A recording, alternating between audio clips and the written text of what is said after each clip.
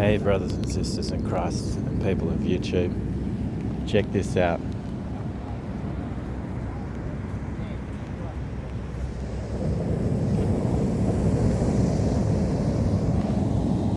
Just lovely weather, eh? It's still rainy season, but not right now. I'm well blessed. It's almost like whenever I'm walking somewhere, even if it's really gonna bucket down, I can tend to go for my walk, and then the rain will happen just after I get home. And someone I know that's a really bad person, a wicked person, the opposite happens. Like rain buckets down on them as if God's saying, "I'm really not happy with you," you know. Today's gonna either make or break me. Have a look at this. Hey, it's beautiful, eh? Yeah, and I just wanted to talk about what would possess someone to keep coming back to you. Like, I mean, seriously, when they've gone and lied to you, stolen off you, cheated on you, and I'm not talking once or twice, I'm talking about they methodically cheated on you with a bunch of people. They're bisexual and they just they'll have sex with anything, and then they want to come back like, you know, like nothing's happened. And you know, it's really disgusting, some people's behaviour. I'll give you an example. Someone takes the washing machine away. You know, they just think, oh, I'm entitled, I can do that. And you think, oh, good, they're finally getting their crap together and they're moving out, you know? And they've moved a bunch of boxes and you're thinking, good, about time. And then they still come back. And you're like, and this person will, instead of having their kid like they're supposed to, has palmed their kid off to someone else, probably the new supplier, and it's just come to cause chaos in your house. Like, literally, I think I said something in one of my videos about how this person does annoying things like turning the lights on, banging on doors, and just doing stupid crap, eh? And basically, it's like they came back the other night just to do this, like just to like annoy you and then leave again. It's like, are you serious? Like, you got nothing better to do, like look after your kid. Like, you know, as a parent, whenever I got the chance to have my kid, I would actually spend time with them. You have to be a special kind of special needs to be doing stuff like this, eh? Like, you literally can't find any other way to get someone's attention, like humbling yourself and like actually asking for forgiveness from God, and then coming back to that person and making things right because that person was always good to you. But instead, you know you messed up, you know you'll never be with that person again, but you just decide to keep coming back just to be annoying. Like, it's really stupid, eh? Like, I don't know, like, money isn't everything. Your peace is. And when you split from someone, the whole process is, yeah, you could have closure if you wanted, you could talk about it beforehand. But once that period's over, it's time to leave and move on with your life and get someone else. And I just don't understand it. Like, the narcissists are just like really weird, eh? Like, they just become obsessed with you. Like, basically, this person's telling everyone how much they hate me, and I have to wonder, how do they even leave the place they're at to justify telling someone, oh, I've just got to go out at 8:30 to, you know, I've just got things to do, because I live in a small town and everything's shut around those hours. So it's literally up to no good if you're going out at those hours. Like, you know, I'm not saying that everybody is, because there's a lot of good people you can trust. If they're going out, they might just be going out to the gym. But not this person. This person's just up to no good. Can't let go of you, and they're the ones that discarded you. It's just comical, eh? Like, I just don't get it at all. And I'm hoping today I'll get resolution on what I want because God is making a move in my life. And I think without God, she wouldn't have even moved the washing machine. Like, he's obviously trying to push her out as well. God's got so much power, and he's restraining himself so much that he's just gently pushing this person out, which is a lot more than they deserve because they are wicked. I can't believe how lazy some people are at work, but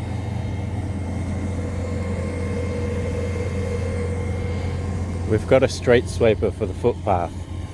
I mean, how sick is that? No offence to the street sweeper, but remember when we used to have teams of council workers, teams of men that would go out and do these jobs, and they'd work hard, and maybe they'd just be on the broom and the shovel, but at least there'd be a bunch of dudes getting paid, and now there's only one guy getting paid because he's in a machine. This is how desperate the world's getting, and I think it's creating more narcissists, just the fact that the way we live is getting so much harder, and people will stress out, especially if you're a kid and you have to go run a shop for your parents because, that's just your way of life. You live in a poor country. I'll give you an example. I think it's Malaysia or Singapore, they'd do this. They'd have 3 shops next to each other, and you'd have granny would have one, mum would have another, and then you have some 10-year-old girl that's running a clothing shop. They got no idea how to run a shop, and they're probably stressing out because they're a kid, but they just got to learn how to do it. So I think that would create narcissism in itself, just the fact that you have to be someone you're not. But yeah, I just really hoping for in the next month or so just to have this person fully out of my life, because they did me so dirty. They really did. I can't even sympathise. I can't say, well, I did bad things to them, so it's fair. I did nothing wrong. I was always good to this person. Even when they were dogging me, I'd put a smile on my face, and I'd be positive, and I'd try and help them through the healing process, and I'd keep praying for them. And I just felt like her ex had abused her, and that's why she was broken and needed help with the healing. I didn't know that she was cheating on me, and to the extent she was cheating, she was a village bicycle, but that's the saddest part for me. I poured so much energy into this person, and I believe what she said, even when it didn't make sense. I just chose to believe her just out of loyalty, even though the red flags were there. And it was all the stuff she was telling me about her ex was just projection, which I've learnt now, which is basically, this is how the narcissist tells on themselves. They tell you all this stuff about their ex, but they're actually telling you their sins. So everything she said about her ex, she was actually doing to him. And so this is her second ex-husband, both under 4 years, right? And see, this is the thing, when you come into a foreign country and you get over here on a marriage visa and you play these games, what they don't realise is you can have your citizenship revoked. And I'm going to be popping the question. I'm going to be asking the government what's the go here. It's not just, she didn't do this once, she did it twice, and she held up the court for 9 years. I'm gonna go full on about it, because I just don't think someone this vile and evil should be allowed here. I mean, even when you call a narcissist out on their BS, they just say, so what? Who's going to believe you? I've already gone ahead and done a smear campaign so that people won't believe you, because they all think you're a jerk because I told them a bunch of lies. So who's going to believe you? Well, there's only one person I know for a fact that believes me, and that's Almighty God, because he watched the whole thing. He saw it all. He caught all the tears that I initially, that I dropped, and he He caught all the blood and the tears, everything that I was suffering from. He just caught it and he recorded it. And there's a big courtroom in heaven and justice is coming. And I know my God is going to rule in my favour. And you know what? Even if he doesn't, he has something better planned. Like, I'm well blessed. Glory be to God, because a lot of the time I think I just don't deserve it. But see, God sees your hearts, he checks them, and he sees where you're at. And like even small things, like I got proposition the other day, and the woman's even saying, oh, why don't you just go out, get a hotel room, and we can just, we can just smash on. And I was like, nah, I mean, like, the flesh is really like, yeah, let's go. But I was just like, nah, I don't want to give up what I've got. Like, God's elevating me, and it's hard to explain, but the level of discernment is increasing, and I'd rather be following in the Spirit, because for everything I've been through, I need God. I definitely need him.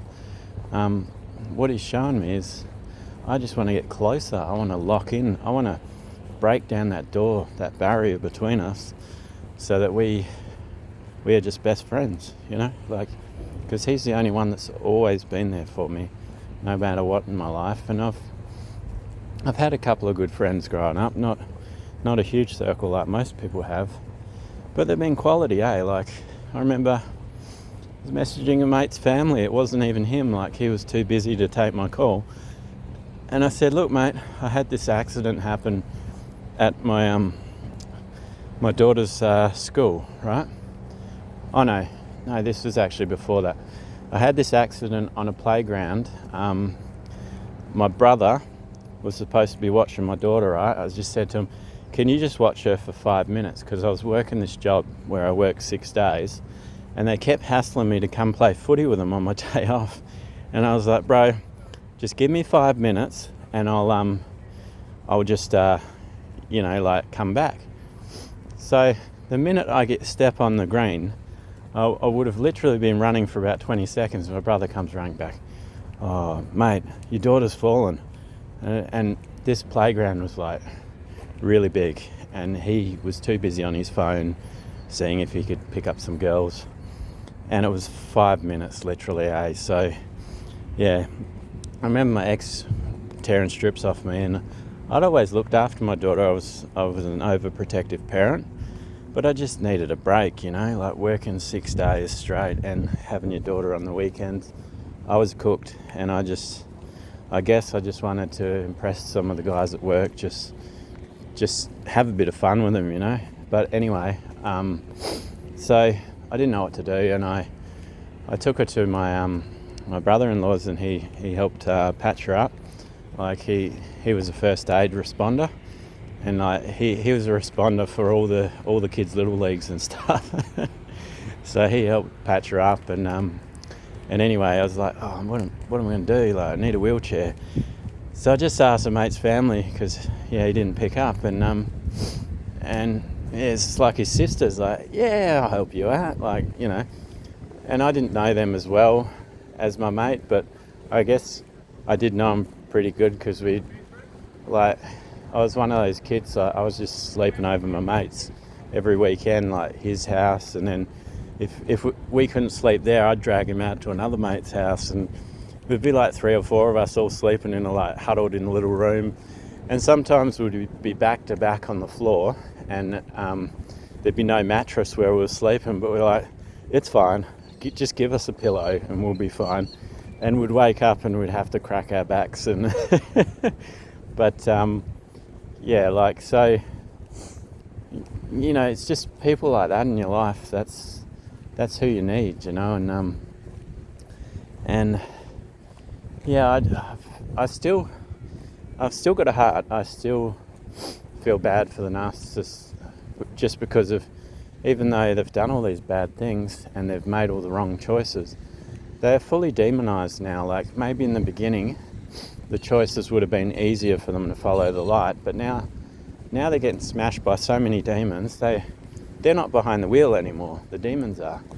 And I don't care what anyone says. Like, I have a heart, and I can't help but think, I hope this person goes through judgment of God and then comes out the other end healed, humbled, and has a relationship with God before the end happens. Because you got to ask yourself, we're in some pretty interesting times where, like, there's all this tech going around, and Jesus is supposed to come back when we're at the height of our technological age, and they're building armies of robots to replace the workers on Earth, and you can't tell me they're doing that for our best interests. Like, they're not doing that for us to just pull a wage, like, oh, we're just going to protect all the humans by making really expensive robots. When has the government ever done anything to protect us?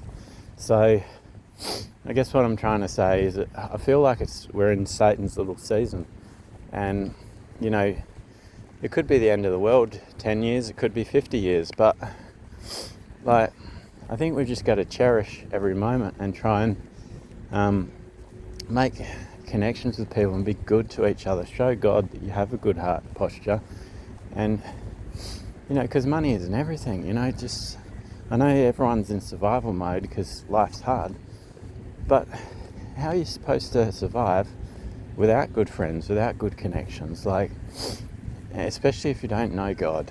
And like, these narcissists, they have so many friends, and they don't have any confidence on their own, but they have so much confidence when they're around 60 people, you know, but any other time they don't. But when you're around 60 people, you don't have good friendships with them because you're too busy. You only have so much time in a day, so you can't spend like 3 or 4 hours with each one. So you may be spending 5 or 10 minutes with each person, and that's just a surface level connection. Like, they don't really know you, they just speak positive over you, and therein lies the problem. Like, these people will speak positive to you, like, because you go out to party, and a lot of people rehearse what they're going to say because they don't want to have people hating them, especially if it's a work party, and you just got to say what keeps people happy. You're essentially lying to everyone the whole time you're there, just pretending you're something you're not. And that's why I've had a lot of trouble at these parties, because I just can't pretend like that. I'm not built that way, and that's why people hate me, because I follow God and I don't want to tell a lie. Like, when God changes your heart posture, even when you do lie, let's say you tell one little porky, it feels like he just squeezes on your heart a little bit, and you're like, oh, I felt that, you know, like it feels like a deep cut, and like, I need to make it right. So I need to get on my knees and say, look, God, I know you're with me, and you know, sorry, but I messed up today, you know, whatever it is. It might have just been like, instead of having a beer just to relax, I've had 3 or 4, and I've thought, well, I shouldn't have done that, because, you know, like, we're supposed to be sober-minded. That would be enough to make me feel bad, you know, because there's so many chapters in the Bible about keeping the temple holy, like keeping your body holy. But you know, some people will say, oh, you're just having fun, you're just cutting loose, but I don't think that's like the sort of fun we're supposed to be having. And but that's just an example, you know. Like, I don't really drink. I've gone, I think it's been about a year now before I've had any real drinks, and I'm not ruling out. I've had the occasional Guinness, like just one, when I go to a pub, and like, I had a mini holiday in Perth, I had one there, but that's it. Other than that, you know. And yeah, anyway, that's neither here nor there. Just saying, we need to be good to each other, and you need to really assess people. And I think the funniest thing, like, women don't normally crack onto me. It just doesn't happen. But especially the last 4 years, where I've been getting emotionally abused by a narcissist, like, you're unattractive to people when that happens, because you're too busy sending out the wrong thoughts and emotions because you're in survival mode. Like, I've just, you know all those jokes on Facebook about how a man should be scared of his wife, and they think it's really funny, but it's really not, because that's what a narcissistic relationship is like. And then when you heal, it's like you're just attracting all these good-looking people, and it's like, it's overload. It's just like, thanks for the blessings, God, thanks, but it's your light. You're just shining brighter and brighter, and people are like, what is this unusual person? You know, that they become curious. And so yeah, it's really funny. Like, you know, old me before God, if someone was hitting on me, I might have done that. I might have slept with them, you know.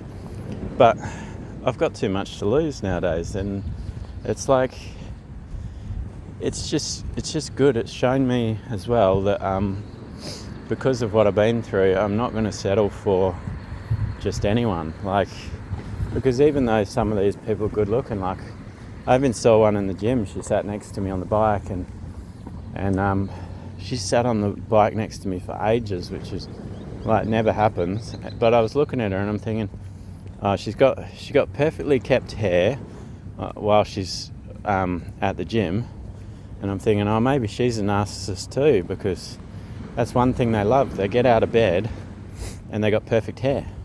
They get out of the shower, perfect hair. They go to work, perfect hair. There's never a hair out of place, ever. And it's just so unusual. And you can go for a run with them and they would have just brushed their hair already. Like, and you don't even see them do it. You're just like, is this some sort of magic? But when I see things like that, I'm like, if I meet another woman, she's got to have like messed up hair, like just out in public. Just like, I just couldn't be bothered doing that. Or, you know, almost perfect hair, like 95% good, but there's a couple of ones sticking up or something. Otherwise, nah, it's obviously a narcissist. Yeah, anyway guys, I've probably ranted on enough, and please pray for me, because I am going to court today, and whatever happens, I just want this person out of my life. That's the most important thing, because when they're not there, I just have peace and love and connection with God, and that's all I want. Nothing else matters. He told me to gather his sheep, and that's what I want to do. I want to teach people about God, and I do that in my current job. So yeah, anyway, it's getting loud out here. God loves you, Jesus loves you, I love you. Have a blessed day in Jesus' name.